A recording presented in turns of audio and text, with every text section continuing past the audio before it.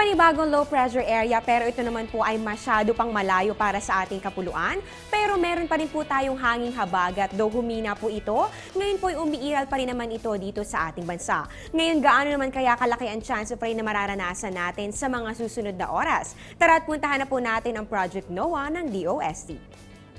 Ito po ang Project NOAA website kung saan nakikita po natin ang mapa ng Pilipinas. At dito naman po sa tabi ang ating color scale kung saan po nakikita natin yung katumbas na percentage ng chance of rain na mga kulay na nandito po sa ating mapa.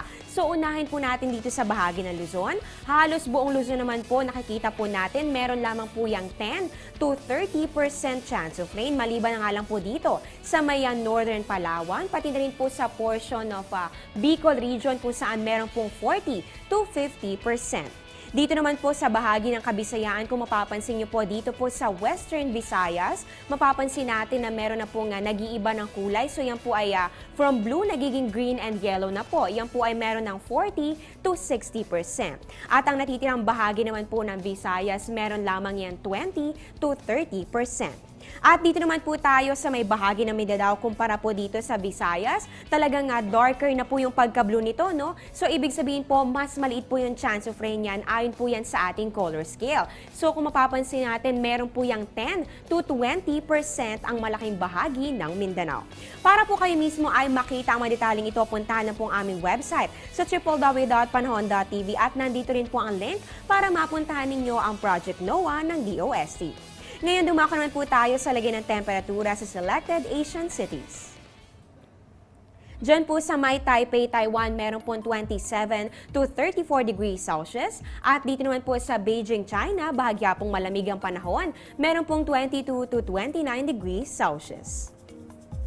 Diyan naman po sa Hanoi, Vietnam, mataas na po ang 26 to 34 degrees Celsius. At diyan naman po sa may Jakarta, Indonesia, mababa na po ang 23 to 33 degrees Celsius.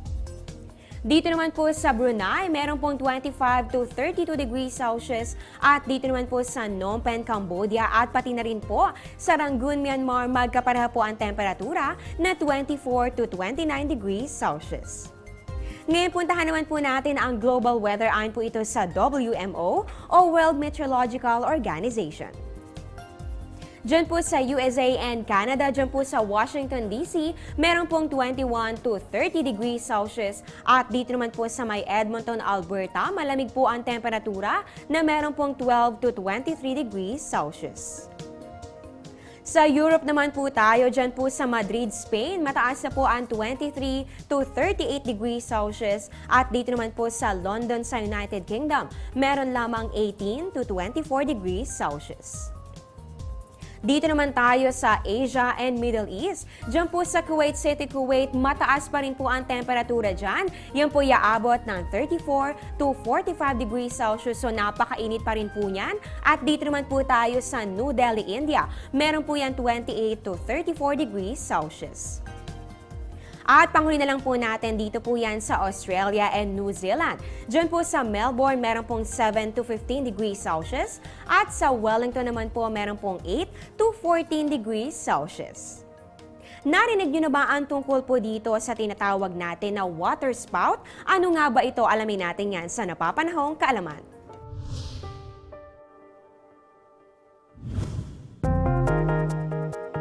Ang water spout ay ang isang uri ng buhawi na nangyayari sa katubigan at nagdadala din ng mist.